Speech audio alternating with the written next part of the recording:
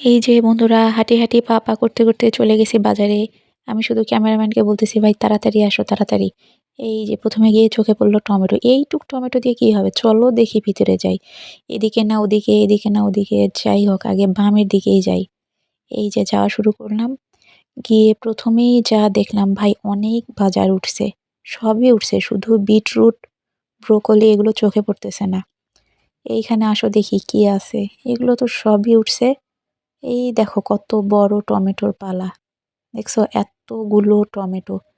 এগুলো কিন্তু একদিনে বিক্রি হবে না। এগুলো কারা কেনে জানো? যেহেতু পাইকারি বাজার, ওই যে আমাদের বাজারে যারা এমনিতেই জিনিস খুচরাতে বিক্রি করে সদাইপাতি, ওরাই এগুলো কিনে নিয়ে যাবে। ওরা কিন্তু এই যে ২-৪ কেজি দেবে না।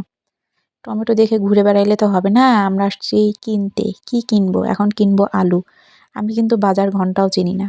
ওইখানে গিয়ে আমার বাবা জিজ্ঞেস করতেছে, "আলু এগুলো ভালো হবে নাকি?" সে একটু নিয়ে খোঁচাচ্ছে। ওই একটু ভাব মারছে, আমিও আলু নিয়ে খোঁচায় একটু গন্ধ শুঁকে দেখতেছি ভালো না খারাপ। মানে বোঝার চেষ্টা করতেছি আরকি যে কোন আলু কিভাবে কিনতে হয়।